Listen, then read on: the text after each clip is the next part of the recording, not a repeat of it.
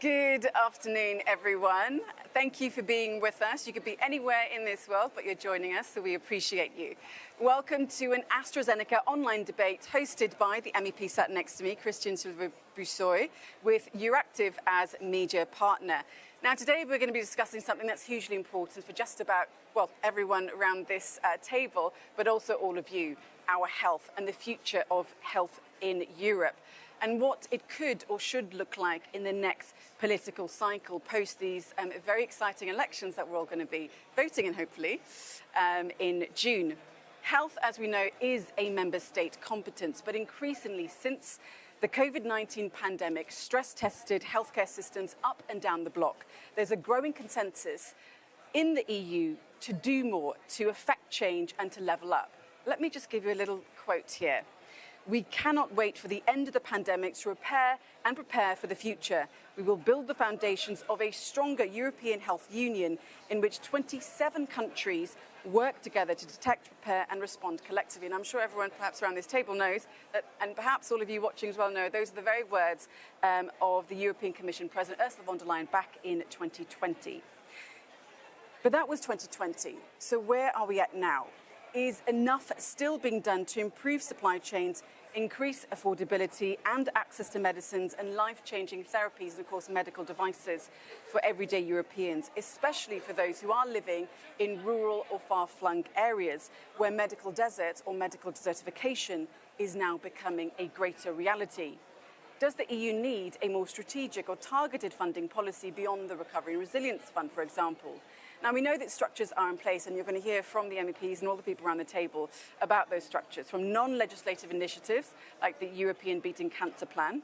I know you'll be very much speaking about that one, or Healthier Together, a non-communicable disease initiative. We also have funding programs like the 5.3 billion EU for Health programme and legislative proposals like the European Health Data Space and, of course, the revision of that General Pharmaceutical Legislation. All of these are, of course, welcome changes. We all want better health. But the question for this debate is, if the EU really cares about the health of every single person living in the EU, can it now seize a greater momentum to push for radical change, to push for more integration, more coordination, more investment, more resources, grow initiatives that are both budgetary and legislative? Well, that's what I'm going to be asking all of our panelists. But first, of course, we do have some housekeeping. You are, if you haven't noticed, this is being live streamed from this beautiful location here at the European Parliament.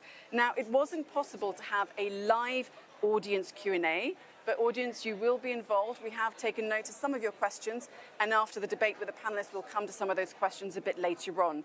We also have the result of a Slido poll. So let me first of all kick off with that before I go to our lovely panelists. So the question we asked you was, in the next 5-year cycle, in the next legislative mandate, what should be the top priorities for the European Union?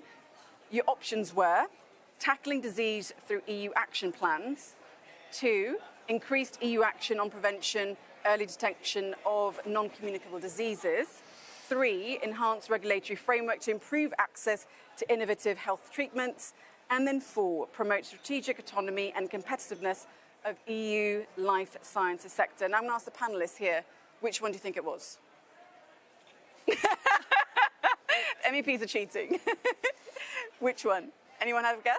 I don't want to choose. I want to choose all. No? Okay, you want to choose all. Well, the answer was the first one, tackling disease through EU action plans. And I'm going to ask you all a bit more about that Slido poll in some more detail. So let me first of all introduce you then to our panelists. First of all, as I was saying, we have our host, the EPP MEP, who's also Romanian, Christian Silviu-Bușoi. He's also the chair of the ITRE committee, so the industry committee at the European Parliament, and you're also a member of the Sant committee. Welcome. Thank you so much. My pleasure. We were going to have Penel Weiss, MEP, and she's the, I'm sure everyone's aware, she's not only an MEP, but she's the rapporteur of the European Parliament's Pharma directive. But unfortunately, she wasn't able to come. I think she had an issue with her passport, so we wish her well and hope that she's made it through customs and nothing nefarious happened to her there. Next to me, Spanish ECR MEP Margarita de la Pisa Carrion. She's a substitute for the ENVI committee. Welcome.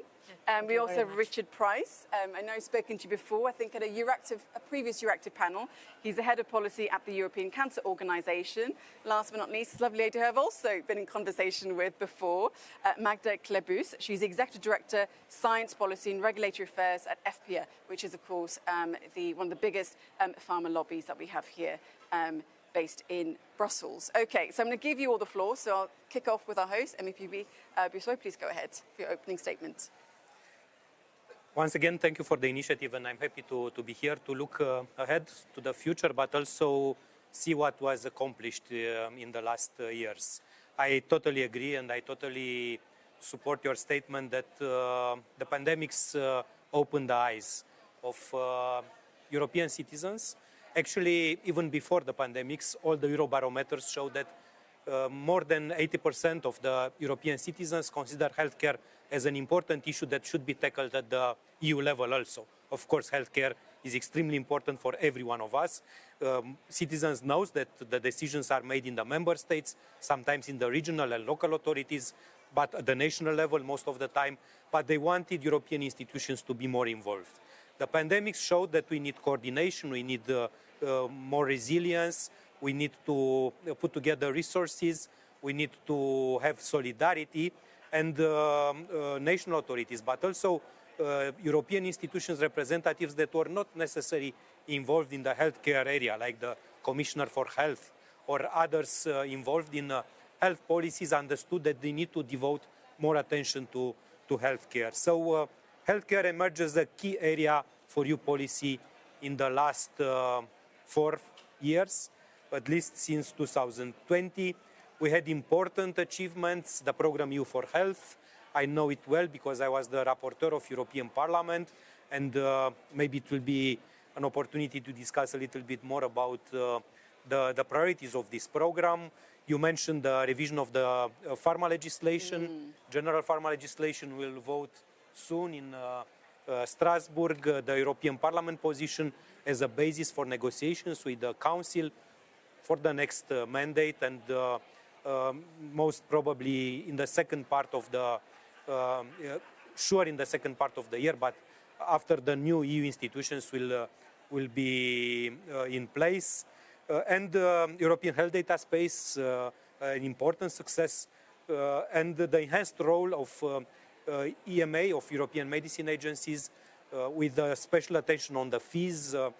We managed to have a good balance there, and I was proud as rapporteur to have a good cooperation with the member states, with the council, with the national authorities, and a stronger role of ECDC as new pandemics or new threats could appear in the future. Okay, thank you so much, and I'll definitely pick up on some of those files that you were talking about. Over to MEP de la Pisa Carrion, please.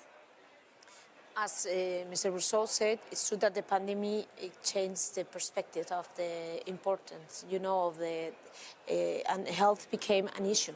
Before, the environment, MB committee calls environment because it was more environment oriented. No? It's true that also there was on the agenda this special committee of beating cancer plan. That it was a really good special committee because we had 1 year to have conversation, have a space for professionals, and we could deliver to the society, to our citizens, a European strategy that can enlighten European national strategies in our member states. I know that it was really welcome, and I think that will be a good, as you mentioned, it's great that the next mandate have this concern to work with different diseases and go deeper and have strategies, because we try to foster a cardiovascular special committee, or at least to have a European strategy to avoid the cardiovascular disease as the first cause of death. As we see with Becca, to implement this, maybe in each mandate, two special topics about the different diseases. Mental health have been something that we touch, but spread in different committees, ample committee, but never as something that give a space of 1 year of communication, professional coming, because all of these working groups create relation between stakeholders, politicians, the lawmakers, because as I see, sometimes we have a lack of time to know each other, to understand the problems, the needs. So sometimes the politicians deliver reports that have not the really needs of the people on the ground and the professional that can enrich this. And in this special committee, we have the opportunity to understand each other, give space, and that's why we could bring into the society such a comprehensive report that enlightens the national strategy. And I think that this way of work, it's very important to implement this as a way to work in the parliaments, because we see in other reports that we have like maybe 3 months. For example, Pharma legislation happened to us. We need to understand better the problematic to deliver a good text. And also because we see that the medical societies sometimes work in their space. They have a huge European cooperation. Then the politicians by their own, but never together. And to give the space to join the worlds, I think that is a responsibility that we all have, because as Rousseau said, the health is a topic, is an awareness that all of us have.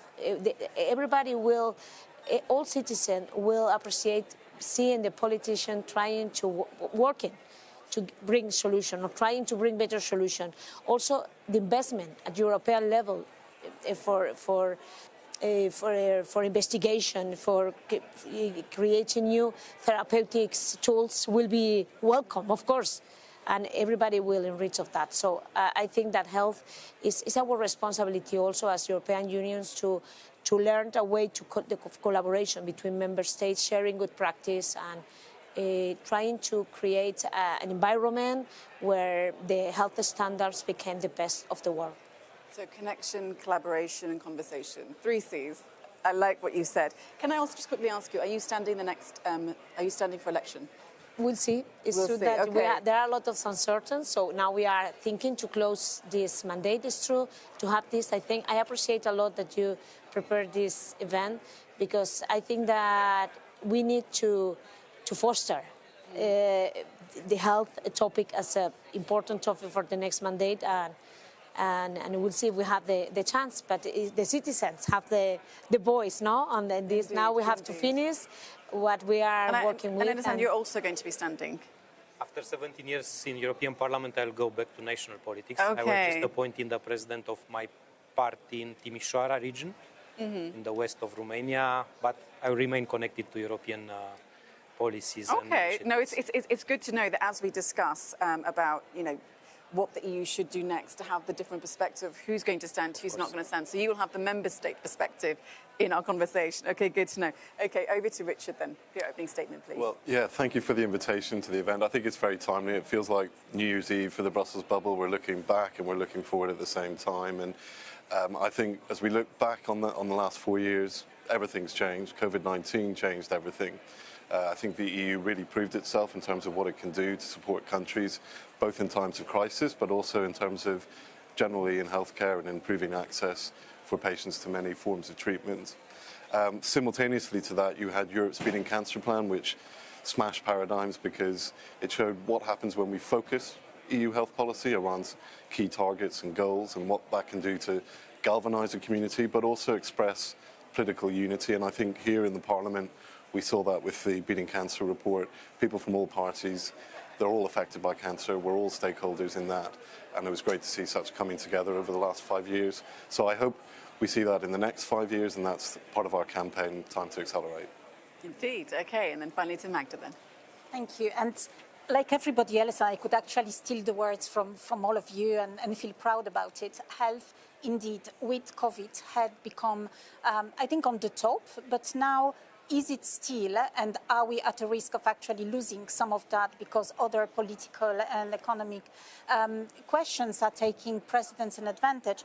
And I'd like to say that my big lesson from COVID was that health is not alone. It's interconnected with so many other things, and it's interconnected with R&D, with science, with data, with industry, with academia, and therefore that connectivity that we have created during COVID should be maintained and not get lost. And we need all of these elements in order to get not only better outcomes and better health for the citizens, because that's what we all want. We want better health for everyone, but also we want Europe as a place where new health solutions are being delivered and are being developed, because that in turn benefits patients, it benefits research ecosystem, it benefits healthcare systems, it benefits the economy. So I think that these are the lessons from COVID that we cannot lose. And the other lessons from COVID, which some of you have mentioned, is that we have done during these last 4 or 5 years a lot of things, including through the Pharma legislation review, modernizing the regulatory framework because we want Europe to be as attractive as it can be, or creating the European health data space, creating EU for Health, Horizon Europe, which put health very much at the forefront, biopreparedness and creation of HERA. That's a very big and important signal to everyone, but we need to be very careful not to fall into the trap of not seeing the risks, and the risks are there, that if there is no sufficient balance, if we don't have predictability, long-term certainty for all actors, public and private, if we don't have a long-term vision and prioritize health and look at it holistically, chronic diseases and infectious diseases are also connected, and there are many interfaces and interplays. And if we don't create more consistency in the European legislation across silos, not just health, but health, research, environment, data, everything else, then Europe might not be as quick at attracting both better outcomes and better research. Lovely. Okay, well, I'm going to ask the two non-MEPs this then. So MEP de Lapisa Carrion, she mentioned, I'm taking it as 3 C's now, so collaboration, connection, conversation. But I'll come to Richard first. Do you feel as if politicians in Europe, whether they're MEPs or we're looking at the other institutions as well, do you feel as if your voice as a European organisation has been heard in the conversations you've had? Yes, I would say we have been, but that's been partly because of the context that we've had. There was a political commitment from the very top, from the Commission President, all the way through to have a beating cancer plan, which meant, of course, that cancer organisations were involved in that. And I think the Commission did entirely the right thing by spending a year consulting with the community about what should be in that plan, and that was an approach that we were pleased to see, because when the plan came out, it reflected a lot of the things that they would have heard, not only from our organisation, but many others, and not only cancer organisations, but organisations connected to cancer care and delivery. So I think we have been heard. I think the Parliament has certainly taken a strong interest in the topic and been listening to all the stakeholders. So really, I couldn't complain there, but you need the framework. You need the target, the goal, the political commitment on a subject, which from then on, stakeholders can be heard. And is it too early to see the effects of the Beating Cancer Plan? I mean, when you talk to patients, are they feeling this now? Or do they simply, at this stage, just have the hope that Europe is taking action when it comes to beating cancer? Sure. Well, there was, of course, 1 year spent on consultation, so we're now 3 years into the plan, and lots of foundations laid, but really both legislation that was passed here on air pollution, asbestos, occupational carcinogens, but also soft power around recommendations on cancer screening, for example, and then funding for things like the EU network of comprehensive cancer centres. So different things are coming through at different times. But it's also very interesting to see the galvanising effect it can have on national governments. So you set a goal to, for example, eliminate HPV cancers. It's just a goal. But at national level, countries are responding to that. Greece most recently announced that they would have HPV gender-neutral vaccination. Countries across Europe are now feeling that there's a new norm. So that didn't cost any taxpayers' funding to make that goal or commitment, but it's really triggered very interesting things at national level, the same on cancer screening. Yeah, and definitely, you need to have that, especially when it comes to cancer, because, the cancer patient themselves, they need that hope. They can't just have people like you, looking after their needs. They need everyone to be, giving them essentially a hug and taking care of them with of course, their illness. So Magda, then, coming to you then, do you feel, coming from the other side, as part of a pharma lobby, do you feel as if, well, I'm sure politicians do listen to you guys, but do you feel as if the conversations that you are having have been fruitful? And perhaps if you look towards the next legislature, what would you like the improvements perhaps in conversations and dialogue? I think there were many conversations that were held, and with policymakers from the Commission, the European Parliament, now with the Council. So I think there is a lot of conversations that took place, and a lot of the things that we were saying have been heard.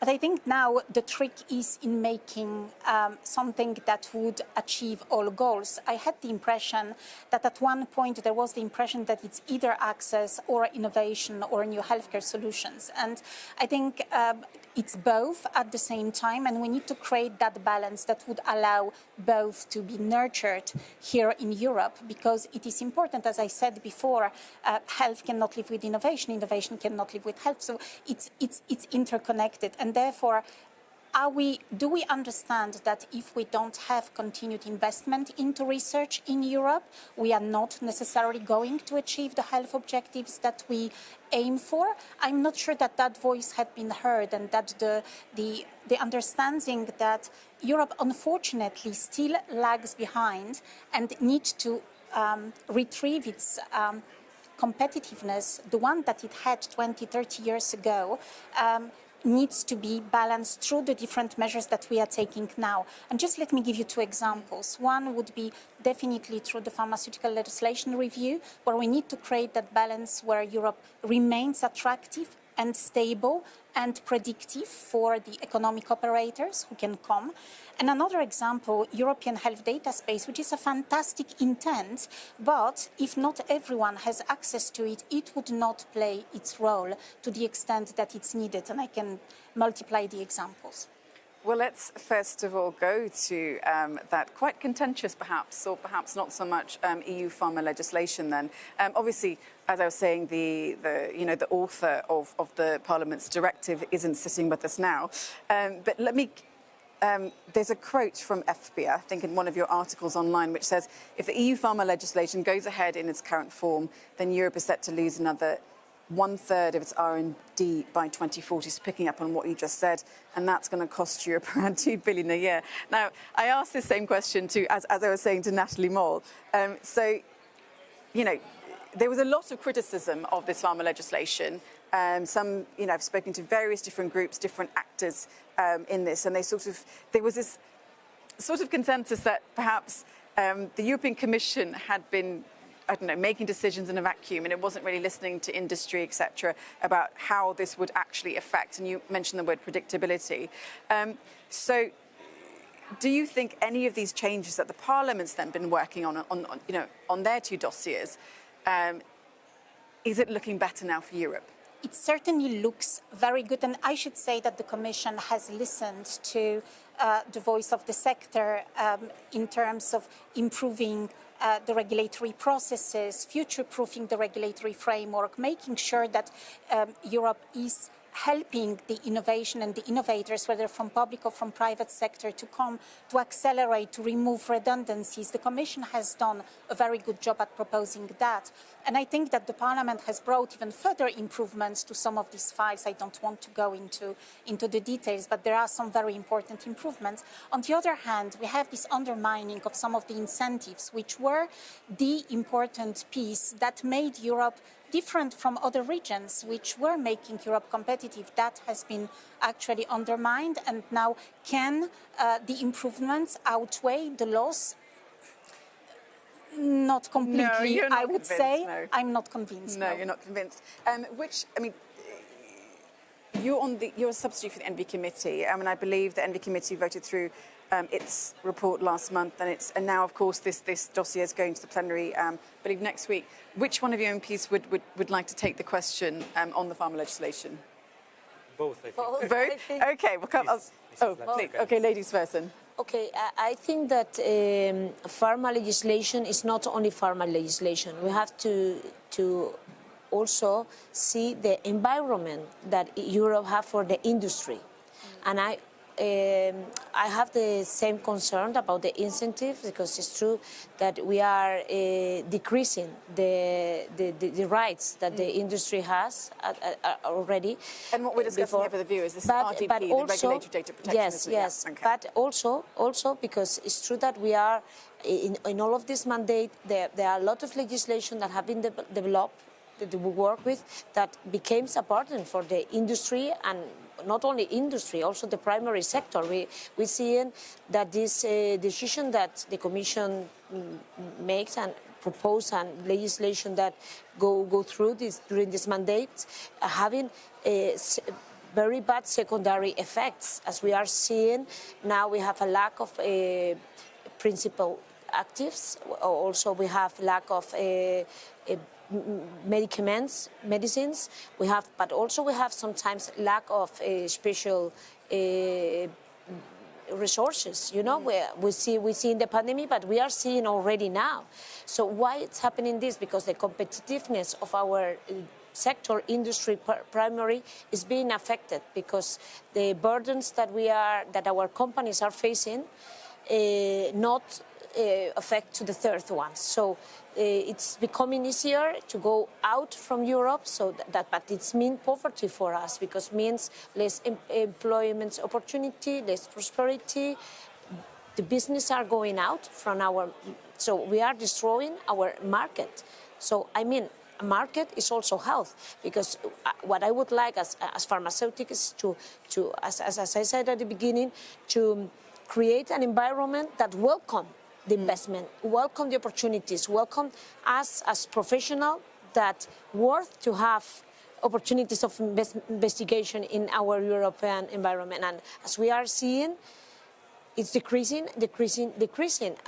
But instead of changing the line, we are reinforcing the line. So it's becoming, the problem is becoming bigger. So you can say now at the end of mandates, I want to build competitiveness, but you have been working all this last mandate to destroy the competitiveness of our country, of our European Union. Yeah. So it's not just pharma legislation. We see all of this green legislation that also makes difficulties for the companies. Also, we see in Apple Committee. So there are these legislation companies and farmers, it seems. Yeah. I mean, so it's becoming any activity in Europe. It's becoming more and more difficult. And as we see, this communication that we talk about in BECA, sometimes it's not present in other more important reports as a directive or as a regulation. That is where it's needed. In the pharma legislation, I think that there's a lack of conversation between stakeholders and the Commission, because now we are dealing with these problems, the deputies, because we see that there are huge differences between the positions each other, but because also we don't have the real impact assessment. So if you don't know the impact of the measures or the legislation, how you as politicians can decide. And as we are seeing, we took a lot of measures that now see that have a terrible impact in other sectors. For example, motor. We see our industry of motor is going away from Europe. Or energy strategies, industry. So I mean, it's not just health, but it's also health, because if you have not prosperity, if you have not a good environment, of course that this will affect the health of the people. Because even a country will have not even money to pay the treatments. So I think that Europe worth better management than we had this last mandate, and we'll see if with this communication, if we reinforce this way of work, and pharma legislation is a very important thing. We will have the vote next plenary, but it's also not. We are not showing a good way to work with, because it's an end of mandate where the trilogues will not take place, because the composition of the parliament that we are going to deal with will be other. So it's not serious. I mean, it's not serious to put in the agenda of the parliament at the end of mandate something that is such an important issue for the health and for the patient, because we are not going to finish with. So MEP Bussoy, then, to get your thoughts, and then do you think this legislation then gets lost? Because if it's already so tricky, it's already got so many things that people are trying to sort of make amendments to, it's just not working. And then I think I was speaking to Magda earlier. We were talking about the kind of data on this. China already outspends the EU by over 300 billion euros in R&D, and there was a recent Financial Times article today that said that EU rules are driving pharma backers to the US. So is this legislation for you? And as you're saying, someone that's now moving towards national healthcare or national politics, is this legislation for you? When you look at perhaps your member state country, is it something that will perhaps increase innovation, whether it's cross-border innovation or? Comparing to the initial proposal of European Commission, and also to many discussions and threats that we heard during the debates in the European Parliament, I think we are going in the good direction. Okay. I was also the rapporteur for the opinion of the ITRE Committee on Pharma Strategy, which was the precursor of the legislative phase. And now also I was involved as chair of Industry Research and Energy Committee in the opinion of ITRE Committee to add to the ENVI report. From the perspective of the Industry Committee, it was a vote for innovation. And clearly the incentives were more clearer, and it was a stronger signal to the pharma industry that we support innovation. But I understand also the need to find a balance, because from the perspective of healthcare, of ENVI committee, also from some member states, and you asked about Romania. Romania also has a balanced view, would like to see more innovation, quicker access to innovation, but also to look at the sustainability of the budgets and find the right balance between the innovative medicines and generics and biosimilars, as also we need to as I said, find the right balance.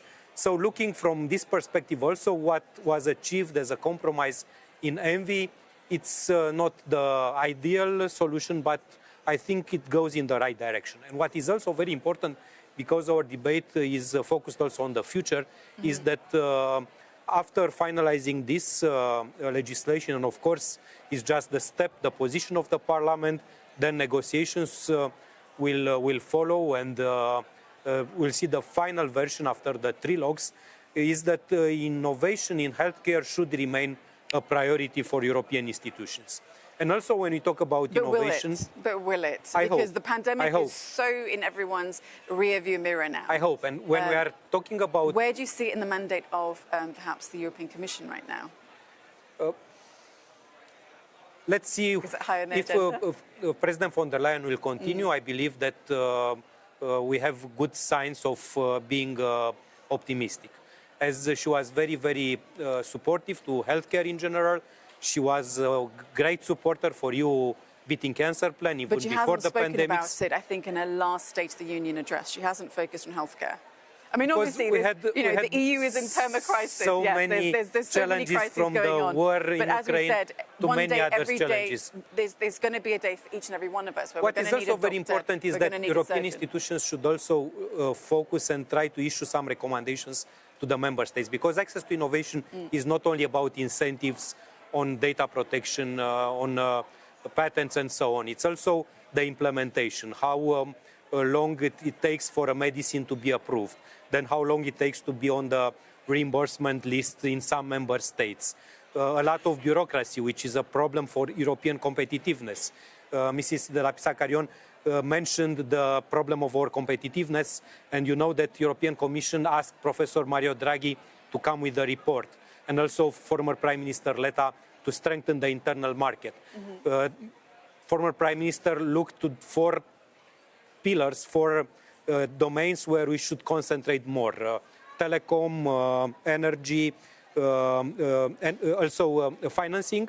And I also would say that we need to concentrate on healthcare, also on pharmaceutical industry, as we could be more attractive for innovation, and also to bring back to Europe some of the production capacities that we lost, to be less dependent on other continents, at least on medicines, if it will be impossible to have on active ingredients.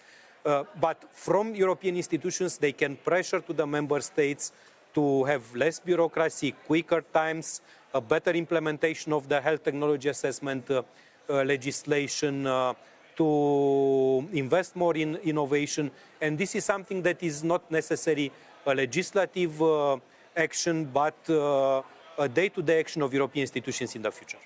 Okay, well, let me ask Richard then. So in a previous Euractiv debate, we were speaking about, I mean, I will get off the pharma legislation a bit, but, you know, because it touches innovation so much. A VC said that when it comes to prevention and rare disease, it's not a solid bet for investors and their shareholders. So they wouldn't invest there. So when it comes to NCDs like diabetes, cancer, Alzheimer's, I mean, this, how do you feel going, you know, as we approach this next sort of 5 years? Are you hopeful perhaps that this legislation to some effect, I mean, this is a pharma legislation. This is really to get, you know, pharma to innovate, and that innovation then trickles down to the everyday person. But do you think, I mean, this is just one person that I'm quoting, but that doesn't really give that sense that we're going to get that innovation for things like Alzheimer's or rare types of cancers, you could say. Are you hopeful? Well, I think there's a few things about the pharma legislation. One, I think as people go to the ballot boxes in a few months, it's a sign of the system working, that the Commission produced something. It wasn't perfect, and the European Parliament has scrutinised it from many angles and looked to find solutions to some of the imperfections. The other thing about the pharma legislation, it's very wide. It covers lots of issues. There's antimicrobial resistance in there, medicine shortages. But there is this interesting facet about trying to guide innovation a bit more with new provisions around unmet medical need. And that was something we took a lot of interest in from the cancer perspective, because there are many unmet needs in cancer, many unmet needs in other disease areas too. And if we could see a system that was better orientated towards helping, for example, survival rates from pancreatic cancer or ovarian cancer, well, that's a big win if we can achieve that. But we've got to get the wording right, we've got to get the system right, and the implementation afterwards. It's been 20 years, I think, since the last update of the pharma legislation. I think if we get it wrong, we certainly don't want to be waiting another 20 years to fix that. So the stakes are high, and I hope that the next Parliament can really give attention to some of those very detailed aspects of wording that is 100% right. Okay, so that's quite, it's positive and hopeful from you though. There's another aspect within healthcare that 15% of the EU's, 15 million, so 7% of the EU's workforce work in healthcare. Now, you're probably seeing in the UK, you know, junior doctors are striking. We know that the health workforce feel neglected. Also in Europe, it's not just a British problem, it's a European problem. So the people that can empower the gift of healthcare, that can help the kind of people that you know, give help to through your organisation, you know, they have bad working conditions, their mental health is affected, and if they aren't feeling good about the place that they're working and the people they're working for, you know, this of course really can badly affect the kind of healthcare that is being provided for everyone. So do you feel that that politicians have looked at the pandemic and made at least the building blocks of structural changes so that the health workforce can work in an environment that helps them thrive a bit better, or at least not suffer as much in their day-to-day and want to leave their job, especially, for example, nurses?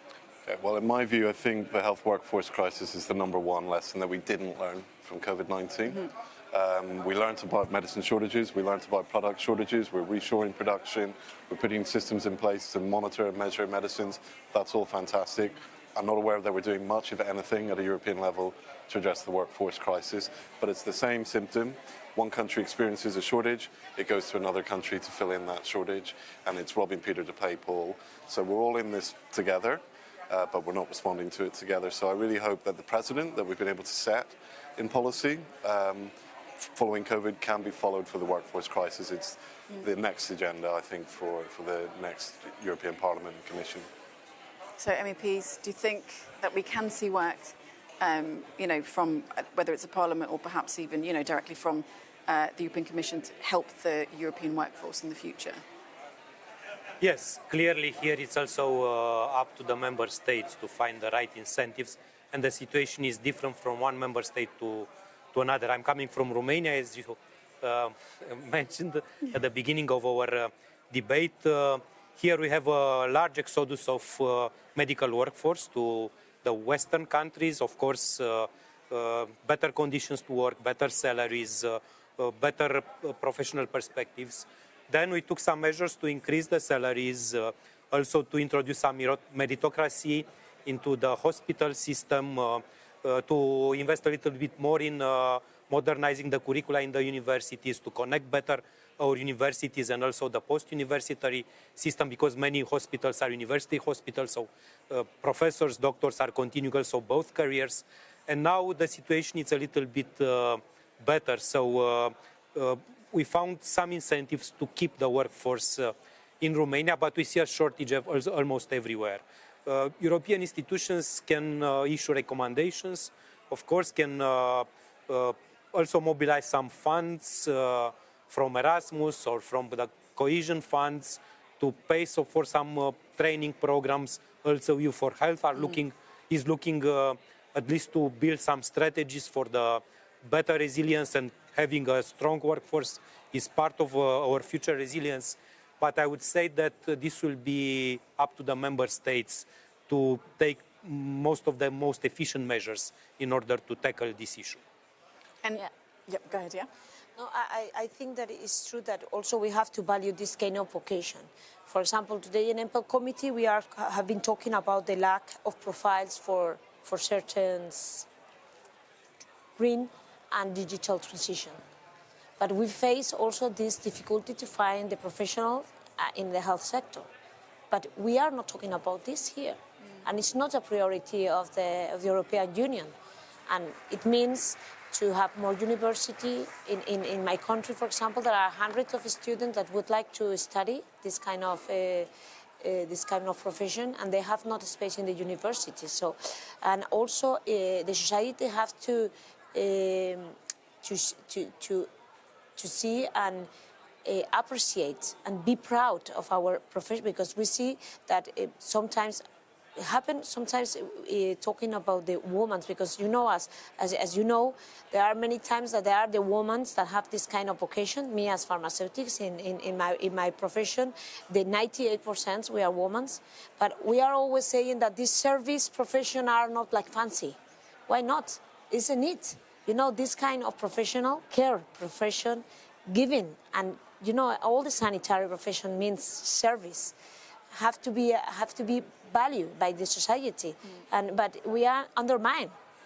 We are not talking about our health forces. Yes, in the pandemic, but not after.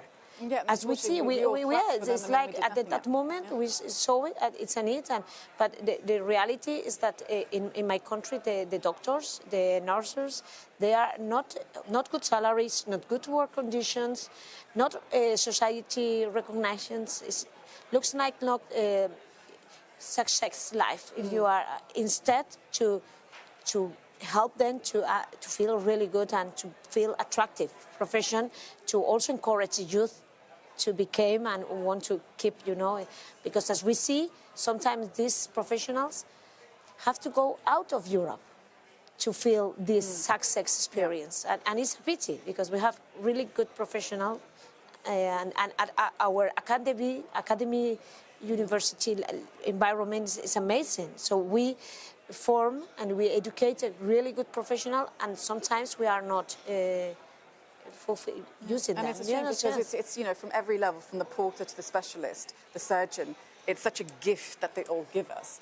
Richard, I think you wanted to say Yeah, well, I sense a little bit on the workforce issue. You sometimes get that same sense of, well, what can the EU do? It's not an EU competence. But we saw that with medicine shortages and other topics in the past until finally there was a recognition. I want to give an example, which is after the COVID-19 pandemic, there was the establishment of the Health Emergencies Response Authority. This was to really make sure that if there's another pandemic, another health crisis, we don't end up in the same position. And it was given lots of mandate to map, for example, production facilities across Europe in different fields, but nothing on workforce. When you look to know, if you wanted to know the number of pathologists, the number of radiologists or hospital pharmacists in a country, that data is not collected. That data is not available. We can't plan for the next pandemic without that sort of response. And I think had that Health Emergency Authority been an official agency and gone through the Parliament here, I think the parliamentarians would have picked up on those issues and made a change. So it just shows how important it is that we have not only a strong Parliament, but really involved in all of the big decisions. And that was a good case study of where we really could have used the Parliament's help on that, but they weren't given the chance. Indeed. Magda, any sort of thoughts on this? I'm just listening to this conversation, and it mirrors also the other challenge that we have in terms of workforce. It's not in healthcare, but in life sciences in general. Companies today really have difficulty to recruit skilled people in Europe because probably the profession doesn't look that attractive, or people think that maybe it all happens in other geographies and not in Europe anymore. Science is not as attractive, and therefore there are difficulties there. So I think that's another thing that Europe would need to tackle. I very much agree with everything around healthcare workforce because they are partners in delivering better care, managing chronic diseases, and making healthcare systems ready for next generation of health solutions, whether they are medicines or integrated care. They have no time even to actually learn those new things and to optimize because they are just running behind the clock. So I think time and attractiveness, but also in life sciences in general, I think that needs to be sorted. Otherwise, we would have a great science, but lack of people to actually translate this science into the products of the future. So what would you really like to see if you had like sort of top 3 conditions for any sort of politician sitting next to us, but also anyone else who might be watching? Not specifically about the workforce, although that's part of that. The first one is really to invest in science and life science to start with. And that's both from European level, but more importantly at national level. I mean, new healthcare would follow great science, and I think we need that great science in Europe. And we need to also invest in education, not forgetting education at all levels, be it medical education, life science education, data education. Europe needs skilled workforce in the research, health research, and in healthcare, and they are all connected. The other thing is to break the silos, because today we are doing a lot of things in our own little world. Even if I look at life sciences, medical devices separate, pharmaceuticals separate, other products separate. We need to get out of siloed thinking and to look at consistency. And you talked about environment. Do you know that in pharma legislation you have how many references to legislation in making, in chemicals and environment? If we don't look at impact of that, at complexity it may create, we would really lose out. So I think it's important to look not only at impact assessment and competitiveness assessment, but consistency and break the silos. And the third thing I think I'd like is to create that, start predictivity, so that that a signal is sent not only to industry but also to the young people that enter education and science education today, that they have perspectives in the future, that there would be an ecosystem in Europe where public, private, academia, industry can work together and create something together. So I think this predictivity with IP, I'm sorry to say it again, but I think it's important, with investment in science and de-siloing, really creating more consistency across the board. These are the 3 things I think could make a change, possibly. Don't feel sorry to say the word IP, because, all these things, as you're saying, there has to be interconnection. Every little part of the puzzle is important. Yeah, absolutely. So there's a question that Magda, well, building upon what Magda's talking about, obviously young people are going to be voting in this election. If we're saying, health is something that the EU cares about, how are you going to, what would be your message to them? How are you going to show them? If we're talking about, you know, already the workforce and people are leaving, they're disenfranchised. We know salaries are bad. So where can the, you know, the initiatives come from the Parliament to provide this, you know, better skills for them, you know, using technology like AI, quantum even? Where is it coming from? Where are the ideas? I think that the attitude of the institution should be of service. Nice. Partners of the companies, partners of the citizens, partners of, because and being partners and working together create a legal frame that gives security, gives opportunity, help the initiative of the population, and helps to develop a future, not only in the values aligned with the European Union, because I see that the European Union is focused on, as I said at the beginning, green transition and digital transition. Okay, but there are more topics and vocation in the future. So why we have to be all focused on that? For example, health. The truth is that it's not a priority. It's an issue, as we see. We are talking about it. Yeah. It's a necessity. But I would like to see that European Union put the same energy in health, or also into create opportunities. Sometimes not even think by the Commission, because the future is unexpected, and the creativity of human being. And I see sometimes the institution, a European institution, is not working as a partner, not as a partner of the member states, not as a partner of the citizens. We see, and I think that this will be other. It will be a great approach. I think that create the environment, create the legal framework that where the initiative can have a space, and when somebody wants to put their effort, have a space to have at least the opportunity to find their own work and to have their own incomes because as we see, and it's true that I'm from Spain and we are suffering a lot. We see a lot of unemployment. We see the youth without the opportunity to create even their own future, not living, not start living. They've lost faith. Sorry? They've lost faith. Yeah. So it's true. I'm really worried about the youth, the next generation, because I see that the standard that, for example, they don't want to marry, to found a family. They have not initiative. They see the institution as burdens, as difficulties, and sometimes they prefer to just stay, stop and stuck. They are stuck. I see that we have a generation stuck, and they are like not a goal in their life, a meaning of a life, because everything looks like difficult. And I think that these burdens that we see in the companies, because we are building a future that looks like difficult, but it's a difficulty that is not real. It's legal.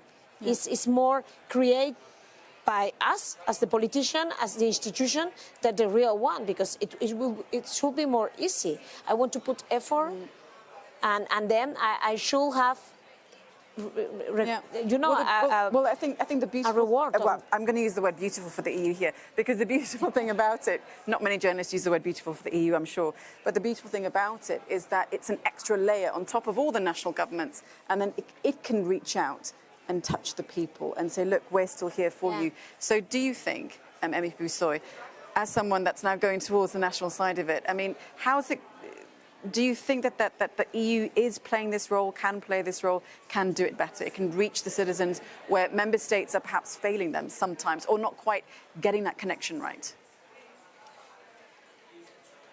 He smiles. In healthcare, it is difficult because, as it was said before, and it's well known by everyone involved and by many that are watching us, it is not easy to change the treaty.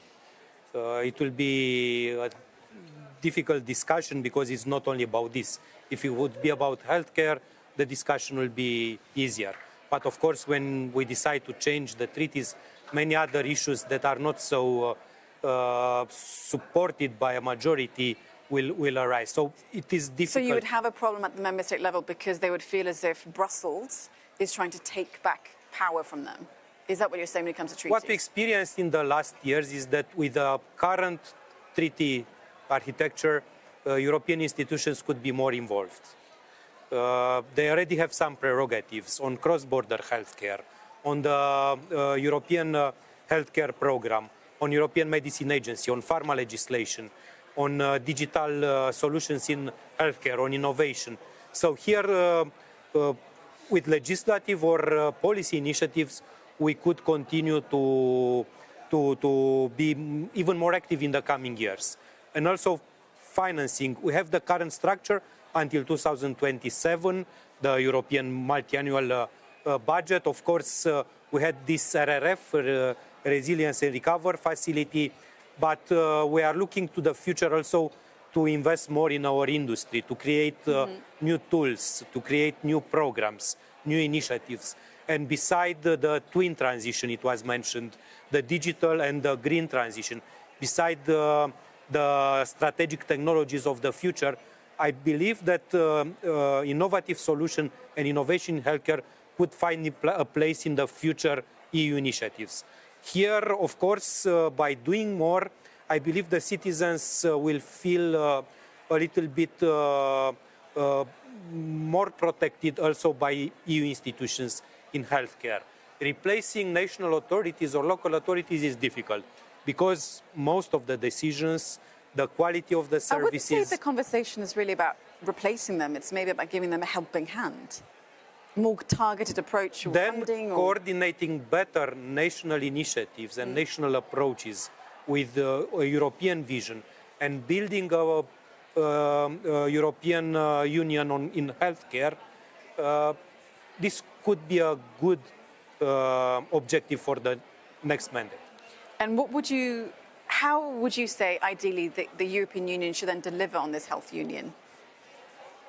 It's done quite a lot now, obviously, this last mandate. Done quite a lot.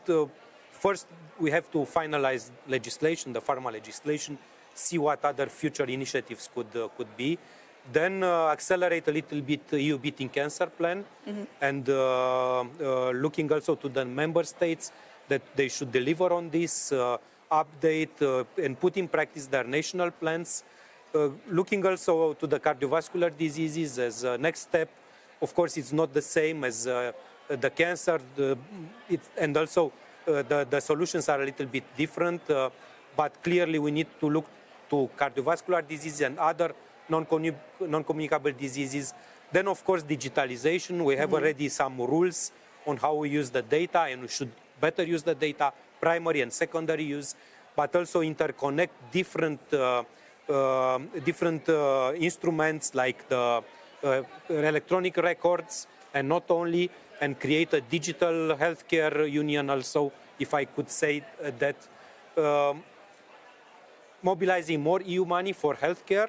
For Romania, for instance, it's not only the centralized programs like EU for Health or Horizon Europe, Mission for Cancer, the health strand in Horizon Europe, but also we have more than 5 billion from cohesion funds and from RRF to build new hospitals, even to cancer hospitals, to have screening and prevention campaigns, also to invest in research in healthcare. So we can mobilize even more EU funds in the future from different instruments. But if I'm a hospital within a national healthcare system, my staff is depleted,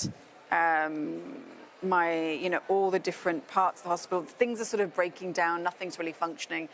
We don't have such a great access to medicine for all of our patients. Things are difficult. How do I reach out to, where do I get my funding from? Who do I go to? Well, I know people will be watching thinking, okay, the EU has all of these funds, but how? How do I get it? The hospitals are struggling indeed, but I don't think there is any hospital in EU in a so bad situation. Perhaps not, we don't know. Yeah. I've given you the doomsday. So this is Doomsday Hospital, okay? Doomsday Hospital's having a really bad time. Where does it get its funds from? No, depends, because the cohesion funds, the decision of the member states how they could use it. So if we talk as hospital in Romania, they could have a lot of opportunities from EU funds. Actually, we have now 400 hospitals in total, and 200 hospitals will have their digital solutions in place via EU funds from RRF. So half of the hospitals will have their telemedicine solution, their integrated solution for the patients, for the health records, using European funds. Others will buy equipments from that. This is not the situation in the Western and North countries where the cohesion funds are not so important, but let me they also are more ask you about competitive one in particular fund. accessing the Horizon Europe, for instance. And many hospitals have also this research structure that could be helped from European funds. So many opportunities. They cannot change drastically the situation, as I said, but could improve some of the issues. So obviously there's lots of tools and levers for member states, for different actors within, you could say, the health value chain. But from what I understand, 20% of the EU for health budget is being relocated. That's 1 billion euros. Have we had a reason why? Do we know where that's going? Yes, of course. And what then happens? Because we need to support Ukraine. We needed to mobilize some of the existing funds plus additional funds by the member states to give the necessary support to Ukraine for the next years. And unfortunately, some of the cuts were from EU for Health program and Horizon Europe. We had a discussion in ENVI committee with Commissioner Kyriakides and Director General of DG Sante. They will look to the decommitments because usually not all the funds are spent at the end of the period. We also have the solution to balance the situation from the annual budget. We can add each year until 2027 some additional funds just to rebalance this 1 billion that was cut. And of course, maybe this will be the internal decision, but it will be in a close cooperation and dialogue with European Parliament. You know that a significant part from the EU for Health program will go to HERA to be better prepared for the future, to strategic stocks, to stockpiling actually, to some of these actions. I hope that looking to all these internal arrangements, none of the essential programs, digitalization, prevention campaigns, also building better programs for national authorities will be affected. So some rearrangements will be made and some additional money could come from the yearly budget. Well, I mean, definitely, Ukraine does need everyone's support. And let's not forget, that we started from 400 millions and we went to 5.1 billion. Now it's 1 billion less. It's a bad signal. It's a bad signal for the future. But I think, first of all, we can understand that we need to help Ukraine. Yes. And second, we can find solutions to balance this. And definitely we need to support Ukraine. And what I was saying is I think the NATO Secretary General, Jens Stoltenberg, they're having a meeting at NATO. And he was saying that, they're going to provide more funds for Ukraine through their multi-financial framework budget as well. So we know that there's a reason why. But Richard, how does that look, do you think, to voters then? Because it always comes down to that, doesn't it? That we understand, voters, obviously understand that there are global crises going on. There is a country in desperate need of every member state's help. But if 1 billion euros of an EU fund that could perhaps touch them at some point is being taken away, is that why, we see how people vote and there's a potential for the far right to gain a bigger piece of the European Parliament. Do you think that this affects people's voting patterns then, when they see that the money that they need for something is being taken for something else, even if they understand the reason why? I'm not sure to what degree the average citizen follows the EU budget cycles, but to the wider point around prioritisation of EU funds, obviously needs do change, but I think the debate for the next financial run has already started, and we need to make sure that wherever the EU sets important ambitions and goals, it adequately supports that, and that needs to be a big part of the next financial round debate. But the other thing is thinking as well about how we can spend the money smartly and cleverly, because There are some areas where, for example, you can have very high return on investment on, for example, twinning cancer centres. It doesn't cost so much money, but it can be radically helpful for some countries to learn from the very best cancer centres in another country, or to have something like the European Code Against Cancer, which is 12 key things that any citizen can do in any country to reduce their cancer risk, promoting something like that. That is not a high cost, but a large reward. We've seen with the Beating Cancer Plan as well, where you've got, for example, a skills shortage all over Europe in a sector of the oncology workforce, investing in a European qualification, using European societies to help develop the content. All of that brings high reward. We also see, though, the complexity of EU funding, where sometimes good people with good ideas are not quite able to access the system because it requires almost a qualification itself to get yeah, through it's the complicated, funding. but once you get there, you get there, yeah. So I think there's lots of scope to look again at how we spend the money and how we structure the funding. A lot of programs are co-funded, which can also put people off because they have to find the resources from somewhere, and occasionally that resource isn't there, and that can actually lead to discrimination against lower resourced countries as well. So it's two things. We need to look ahead to the next financial run, but also look at how we're spending the money as it currently is. Okay, and so Magda, your thoughts then? I mean, does it worry you that funding is leaving, even if you understand why? I think I do agree that there is an emergency now that needs to be dealt here and now, but we are looking at the very long term. And I think if we look at the long term, I also agree that, well, there would never be an infinite amount of money for healthcare. We need to be... Because it also needs to be spent really wisely. It needs to be spent wisely, that exactly. Radical changes, I mean, they're still not quite carrying through, are they? Because we can't keep, for example, a healthcare system, it can't keep operating the way that it is right now. It needs to change and move forward with the times. Correct. And I think that we need to look also, maybe lesson learned from COVID. How do we partner better? How do we collaborate better? How do we direct the funding? And Richard, you said it, smarter. How do we work not only on creating new solutions, but also at deploying them, at looking at healthcare systems readiness, and that just can mean as simple things as what you've said about data in hospitals, standardization, digitization, etc. I mean, we need to spend some money on deployment of what Europe generates, and not only at creating new solutions, but making sure that they reach the patients in the end. And that it's also about healthcare system organization. This is also innovation I insist again on collaboration and partnering, because I think that there are many resources in Europe that are untapped because collaboration doesn't happen.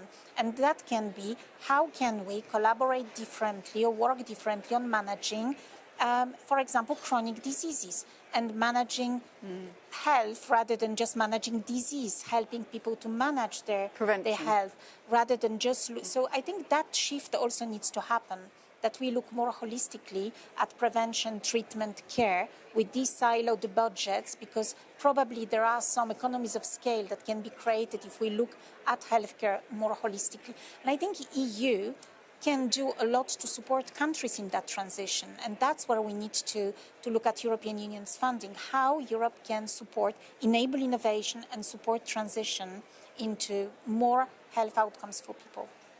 Okay, well, this debate is going to so many... It's a beautiful conversation we're having, but I'm quite aware that we've got 10 minutes left. So this is a question I'm going to read out for the panellists now. It's from the audience. We ask you a question. Obviously, we couldn't have a live Slido, Q&A with the audience, so we asked them a question, and this is the one they came with. The question is, what is the future of the European Parliament Scent Committee? Will it be permanent? Will it be standalone? Is it going to have legislative powers? So perhaps you'd like to take that on. What happens to the Scent Committee? I don't know, maybe my colleagues have more information, but of course what I can say is that I think that it's a need. Because I think that MB committee is more focused on environment, and I think that health and MB is not fixed well always. And we need deputies, health-oriented, and as we see, all the citizens will appreciate to see the politicians taking care of this goal of health. And as we have been talking, it's not always a big expense, a wise expense, transparency, and I think that the collaboration between the member states with good practice will be welcome. well, because it's something that we can do without even huge invest, and it's really make European Union a union, you know, sharing the knowledge and sharing the professional. And so I guess, and I hope that, I don't know if we'll have a legislative power or not, but because as we see, health is a competence of the member state. Yeah. But many times just talk, that just give the space, is a step forward. And at national level, the professional and the patients really appreciate it. So I hope that we have the chance to have a special committee on health. Maybe Mr. Rousseau. This is the discussion now. I believe that having a subcommittee in the second part of this mandate was the first step to have a proper, for the first time, committee on healthcare in the European Parliament with full legislative powers. If we have a committee, then it's legislative. Of course, maybe the number of legislative initiatives will not be so many as we have in ITRE committee, for instance, or environment, on those areas where the EU institutions have more prerogatives and where the legislation is decided almost 100% or in a large part at the EU level. But even with just a few legislative initiatives, but with a lot of non-legislative own initiative reports and other policy initiatives that could be discussed, debated via reports in hearings and all the activities that a committee in European Parliament are performing, it will be an important step forward to have healthcare as a more prominent issue at the EU level. For my political party, it's a high priority to have this committee in place, and I'm very confident that this will happen. Of course, the discussion about the security and defense, because this is also now a subcommittee of AFET, of External Affairs Committee, with the war and our clear ambition to invest more in defense. In Europe, defense was the fourth pillar of what Mr. Letta proposed at the beginning. I mentioned the pillars. So these two new areas that achieved preeminence in the past years and months, this should be reflected also in the new structure of the Parliament. Brilliant. Okay, and with that, I'll allow everyone to have just a final statement. Where's the future of health for the EU going, Richard? Well, I think the future of health is an ongoing success story for the EU. I think it's where it can make a real difference. And for citizens, when they ask the question, what does the EU do for me? I think more and more in the future, they'll be thinking, well, the EU helps me with my health, my family, and the health systems in my country. And I think the cancer plan is just the start of showing that. And I think there's many more things to come. And Peter, please carry on. For me, I would like to push, foster this cardiovascular motion of resolution or report, or even a special committee for the next mandate. Maybe we have this special health committee. Maybe it could be one of the first reports that we have handled, because as we see the great success of beating cancer plan, I would like to have our cardiovascular disease European strategy also. Magda? I think I hope that Europe would be able to accelerate progress. It's not just about making legislation, but implementing legislation and making sure that things happen and removing barriers as quickly as they appear. So a bit of acceleration in decision-making and in coordinating countries to do work, for example, on clinical trials and their approval, things like that. The second is partner for better health and looking at how we can, for example, for management of chronic diseases, non-communicable diseases, but also about vaccination, immunization, and the interlink between the two. How can we partner better for health outcomes? And I think that the EU can do that. By the way, whatever the decision is about the health committee or not, health needs to stay as a key debate in Europe, and we cannot lose it. And the last one is, I'd like to highlight that again, in the future, I'd love to see Europe as a generator of new health solutions for people. So having the clear signal to public and private researchers that health research is something worth investing here in Europe, that would be absolutely wonderful. Nicely said. Okay, to our host, take us out. The future of healthcare in Europe, I believe that we'll have better legislation and a proper implementation. And in the next period, we need to see the implementation on what we legislated, and looking also to other areas where we need to revise current legislation or propose a new one. Then, of course, I hope we will see a European Commission, maybe with a vice president, which has also the portfolio on healthcare, more involved in assisting the member states to do more, to have less bureaucracy, to implement better the legislation, to coordinate better between the member states.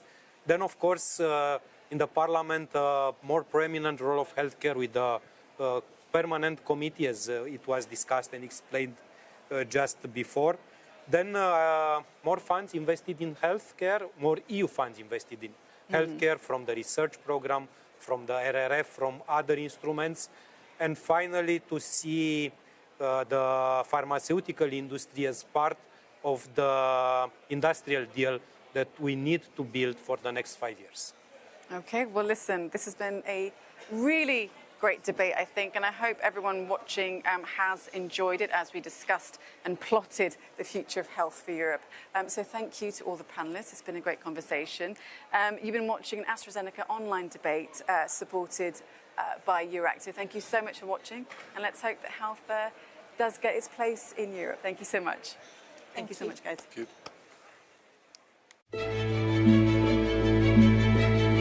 you.